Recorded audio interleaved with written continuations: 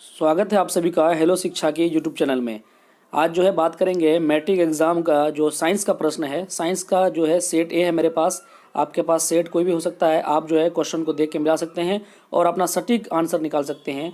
आपने कितना सही सॉल्व किया आपको बिल्कुल यहाँ पे सटीक जानकारी मिलेगा। चलते हैं आज के प्रश्न की तरफ, बहुत तेज़ी से इसको करेंगे, आप लोग आंसर मिला लीजिए। तो आज का पहला प्रश्न है, किसी गोलीय दर्पण की फोकस दूरी +20 सेंटीमीटर है। ये गोलीय दर्पण किस प्रकार का है? तो ये गोलीय दर्पण उत्तल लेंस का है या उत्तल दर्पण का है। बिल्कुल सही है, यहाँ पे एक का बी। चलेंगे अगले क्वेश्चन की तरफ। अगला क्वेश्चन है 2 नंबर क्वेश्चन, समतल दर्पण द्वारा बना प्रतिबिंब कैसा होता है? ऑप्शन है आपके पास वास्तविक, काल्पनिक, ए और बी दोनों, या इनमें से कोई नहीं। समतल दर्पण में कैसा प्रतिबिंब बनता है? तो काल्पनिक बनता है। ऑप्शन बी जो है यहाँ राइट है। अगले क्वेश्चन पे चलेंगे। तीसरा क्वेश्चन, निम्नलिखित में दर्पण सूत्र कौन है? तो दर्पण सूत्र कौन है? 1/f बराबर 1/v प्लस 1/u। यहाँ पे तीन का बी जो है राइट है। अगले क्वेश्चन पे चलेंगे, चौथे नंबर क्वेश्चन पे, किसी समतल दर्पण द्वारा आवर्धन होता है। समतल दर्पण द्वारा आवर्धन कितना होता है? 0 होता है। ऑप्शन सी यहाँ बिल्कुल राइट है 4 का। अगले क्वेश्चन पे चलेंगे, पांचवा क्वेश्चन, निम्नलिखित में किस दर्पण द्वारा किसी वस्तु का आभासी प्रतिबिंब मिल सकता है? किस दर्पण द्वारा मिल सकता है? तो ये सभी दर्पण द्वारा मिल सकता है। ऑप्शन ए बी सी यानी कि सही है, तो इसका मतलब डी ऑप्शन बिल्कुल राइट होगा यहाँ, 5 का डी। अगले क्वेश्चन पे चलेंगे, 6 नंबर क्वेश्चन, आकाश का नीला रंग का होना किस परिघटना का परिणाम है? तो आकाश का नीला होना ये प्रकाश का प्रकीर्णन है। 6 का सी बिल्कुल राइट होगा। अगले क्वेश्चन पे चलेंगे, 7 नंबर क्वेश्चन, किसी विरल माध्यम से सघन माध्यम में जाती हुई किरण मुड़ जाती है, तो वो किसकी ओर मुड़ती है? अभिलंब की ओर मुड़ती है। 7 का ए यहाँ राइट होगा। अगले क्वेश्चन पे चलेंगे, 8 नंबर क्वेश्चन, निम्नलिखित में किस लेंस की फोकस दूरी धनात्मक होती है? किस लेंस की फोकस दूरी धनात्मक होती है? तो उत्तल लेंस की फोकस दूरी धनात्मक होती है। ऑप्शन ए यहाँ बिल्कुल राइट होगा। 9 नंबर क्वेश्चन पे चलते हैं। आज का नौवां क्वेश्चन है, सघन माध्यम से विरल माध्यम में गमन करने पर आपतन कोण I बराबर not equal to zero, I not equal to zero, और परावर्तन और अपवर्तन कोण R में क्या संबंध है? तो इसको आप जानते हैं कि I बराबर R होता है। 9 का बी यहाँ बिल्कुल राइट है। 10 नंबर क्वेश्चन, निर्देशांक चिन्ह परिपाटी में सभी दूरियां मापी जाती है। कहाँ से मापी जाती है? ध्रुव से मापी जाती है। ऑप्शन बी जो है यहाँ बिल्कुल राइट है। अगले क्वेश्चन पर चलेंगे, 11वां नंबर क्वेश्चन है आज का, निम्नलिखित में किस धातु से सोलर सेल बना होता है? किस धातु से बना होता है सोलर सेल? तो सिलिकॉन से बना होता है। ऑप्शन बी जो है यहाँ बिल्कुल राइट है 11 का। चलेंगे अगले क्वेश्चन पे। 12 नंबर क्वेश्चन है, लघु पथन के समय परिपथ का प्रतिरोध क्या हो जाता है? परिपथ का प्रतिरोध बहुत अधिक बढ़ जाता है। 12 का सी यहाँ बिल्कुल राइट है। अगले क्वेश्चन पे चलेंगे, 13 नंबर क्वेश्चन है, थोड़ा सा बड़ा क्वेश्चन है ये। 100 वाट 220 वोल्ट के एक बल्ब के आरे 120 वोल्ट विभवांतर आरोपित करने पर प्रवाहित धारा कितनी होगी? तो 5/11 एम्पियर होगी। 13 का सी होगा। अगले क्वेश्चन पे चलेंगे, 14 नंबर क्वेश्चन, विद्युत बल्ब के फिलामेंट का द्रव होता है। विद्युत बल्ब का जो फिलामेंट है उसका द्रव किसका होता है? टंगस्टन का बना होता है। ऑप्शन बी जो है यहाँ बिल्कुल राइट है, टंगस्टन पदार्थ का बना होता है। अगले क्वेश्चन पे चलेंगे, 15 नंबर क्वेश्चन, प्रकाश का न्यूनतम तरंग दैर्ध्य कितना होता है? तो न्यूनतम पूछा है इसलिए 380 यहाँ लगभग है। 15 का बी राइट होगा। अगले क्वेश्चन पे चलेंगे, वैद्युत प्रतिरोध के कारण चालक में उत्पन्न होता है। चालक में क्या उत्पन्न होता है? तो उसमें यह प्रवाह उत्पन्न होता है। 16 का सी यहाँ राइट होगा। अगले क्वेश्चन पे चलेंगे, 17 नंबर क्वेश्चन, सेल का विद्युत वाहक बल क्या कहलाता है? तो सेल द्वारा इकाई आवेश पर लगाया गया बल। 17 का ए यहाँ बिल्कुल राइट होगा। अगले क्वेश्चन पे चलेंगे, 18 नंबर क्वेश्चन, पारिस्थितिक तंत्र में ऊर्जा का प्रवाह होता है, तो इसका ऊर्जा का प्रवाह क्या होता है? एक दिशीय होता है। 18 का ए यहाँ राइट होगा। 19 नंबर क्वेश्चन पे चलेंगे, आप लोग मिलाते जाइए, आपका क्वेश्चन आगे पीछे हो सकता है। मेरे पास सेट ए है, आपके पास set A B C D कुछ भी हो सकता है। क्वेश्चन को मिला लीजिए, 5-5 का गैप दिया हुआ है, 10-10 एक जगह मिलेगा नहीं तो आपको। आवेश का एसआई मात्रक क्या होता है? आवेश का एसआई मात्रक होता है कूलॉम। ऑप्शन बी यहाँ बिल्कुल राइट होगा, 19 का बी। अगले क्वेश्चन पे चलेंगे, 20 नंबर क्वेश्चन, दूरदृष्टि दोष वाला नेत्र साफ दे सकता है। जिस आदमी को दूरदृष्टि दोष होता है वो दूर की वस्तुओं को साफ देख पाता है। ऑप्शन बी यहाँ बिल्कुल राइट होगा, 20 का बी। चलेंगे अगले क्वेश्चन पे, निम्नलिखित में कौन सा ऊर्जा स्रोत सौर ऊर्जा का व्युत्पन्न नहीं है? सौर ऊर्जा का व्युत्पन्न कौन नहीं है? तो नाभिकीय ऊर्जा। 21 का डी जो है बिल्कुल यहाँ राइट होगा। अगले क्वेश्चन पे चलेंगे, 22 नंबर क्वेश्चन है, विद्युत धारा के चुंबकीय प्रभाव की खोज किसने किया था? तो चुंबकीय प्रभाव की खोज किसने किया था? ऑस्टेड ने किया था। 22 का डी यहाँ राइट होगा। अगले क्वेश्चन पे चलेंगे, 23 नंबर क्वेश्चन है, चिन्हों की निर्देशांक परिपाटी में धनात्मक फोकस दूरी होती है। धनात्मक फोकस दूरी क्या होती है? अवतल लेंस की होती है या उत्तल दर्पण की होती है या अवतल दर्पण की होती है? बताइए इसका आंसर क्या होगा, क्या लगाएं आप लोग? ठीक, तो ये उत्तल लेंस और उत्तल दर्पण दोनों का होता है, यानी कि ऑप्शन बी जो है यहाँ बिल्कुल राइट होगा। ऑप्शन डी राइट होगा, ए और बी दोनों है। 23 का डी राइट है। चलेंगे अगले क्वेश्चन पे। 24 नंबर, निम्नलिखित में किस कारण से सामान्य नमक का जलीय घोल विद्युत का सुचालक होता है? तो इसका आंसर होगा ऑप्शन बी यहाँ बिल्कुल राइट होगा। धनावेश एवं ऋणावेश दोनों की विपरीत दिशा में गतियों के कारण होता है। 24 का बी राइट है।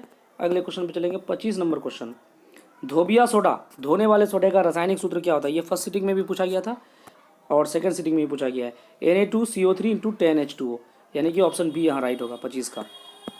26 नंबर क्वेश्चन पे चलेंगे। 26 नंबर क्वेश्चन है, निम्नांकित में से कौन अधातु है? कौन अधातु है? तो फास्फोरस अधातु है। ऑप्शन बी बिल्कुल राइट है यहाँ 26 का।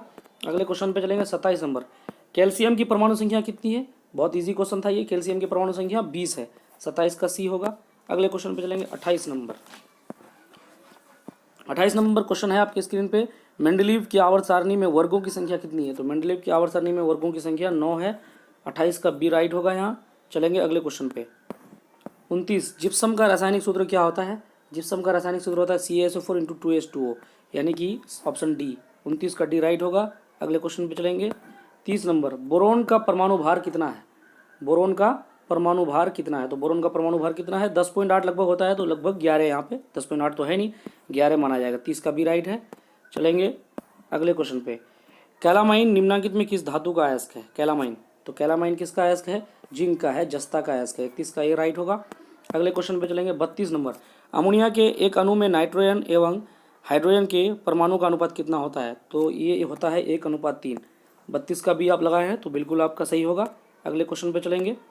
33 नंबर क्वेश्चन, किस पीएच मान वाला विलयन सबसे अधिक क्षारीय होगा? जिसका पीएच मान अधिक होगा वो अधिक क्षारीय होगा, यानी कि ऑप्शन सी। 33 का सी यहाँ राइट होगा। अगले क्वेश्चन पे चलेंगे। 34 नंबर क्वेश्चन, चूना जल का रासायनिक नाम क्या है? चूना जल का रासायनिक नाम क्या है? तो कैल्शियम हाइड्रोक्साइड है। ऑप्शन बी बिल्कुल राइट है यहाँ पे। 34 का बी। अगले क्वेश्चन पे चलेंगे। 35 नंबर क्वेश्चन, निम्नांकित में सोडा ऐश का सूत्र कौन सा है? सोडा ऐश का सूत्र कौन सा है? 35 नंबर का आंसर बताइए। तो Na2CO3, तो इसका आंसर हो जाएगा बी। 35 का बी बिल्कुल राइट होगा यहाँ पे। अगले क्वेश्चन पे चलेंगे।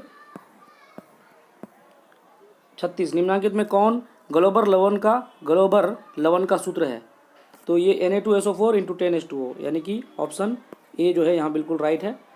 36 का ए। अगले क्वेश्चन पे चलेंगे। 37 नंबर, निम्नांकित में संश्लेषित सूचक कौन है? संश्लेषित सूचक कौन है? तो वो मेथिल ऑरेंज है। ये तीनों जो है प्राकृतिक सूचक है। 37 का सी राइट होगा। अगले क्वेश्चन पे चलेंगे। 38 नंबर क्वेश्चन, निम्नांकित में कौन सा पदार्थ बिना ज्वाला के जलता है? बिना ज्वाला के कौन जलता है? तो कोयला जलता है। ऑप्शन डी यहाँ बिल्कुल राइट है। 38 का डी। अगले क्वेश्चन पे चलेंगे। 39 नंबर, उपचयन में निम्नांकित में से क्या होता है? हाइड्रोजन का वियोग भी होता है, इलेक्ट्रॉन का त्यागना भी होता है और ऑक्सीजन का वियोग, यानी कि ये सारा सही है। 39 का डी यहाँ राइट होगा। चलेंगे अगले क्वेश्चन की तरफ। 40 नंबर क्वेश्चन है, जल के वैद्युत अपघटन में कैथोड पर कौन सी गैस मुक्त होती है? कैथोड पर कौन सी गैस मुक्त होती है? तो हाइड्रोजन गैस मुक्त होती है। ऑप्शन बी यहाँ राइट है। आपको 40 ही क्वेश्चन बनाना था, लेकिन आपको जो आसान लगता है वो बना सकते हैं। आपके पास ऑप्शन था 80, उसमें से 40 बनाना था। 40 हमारा आधा बन गया है, आधा और बाकी है। निम्नांकित में से कौन सी अधातु विद्युत का सुचालक होता है? विद्युत का सुचालक कौन होता है? ग्रेफाइट। ग्रेफाइट अधातु होते हुए भी विद्युत का सुचालक है। ये फर्स्ट सीटिंग में भी पूछा गया था। 41 का बी राइट होगा। अगले क्वेश्चन पे चलेंगे। 42 नंबर, सक्रियता श्रेणी में निम्नांकित में कौन सबसे अधिक क्रियाशील धातु है? सबसे अधिक क्रियाशील कौन है? तो सोडियम है। ऑप्शन ए जो है बिल्कुल राइट होगा 42 का। चलेंगे अगले क्वेश्चन की तरफ। 43 नंबर क्वेश्चन, शुद्ध सोना कितने कैरेट का होता है? तो सब जानते हैं 24 कैरेट का, लेकिन जब इसको बनाया जाता है तो ये 22 कैरेट का हो जाता है। निम्नांकित में किस धातु को किरोसिन में डुबा के रखा है? तो ये बहुत इजी क्वेश्चन है। सोडियम को किरोसिन में डुबा के रखा है क्योंकि ये अति क्रियाशील धातु है।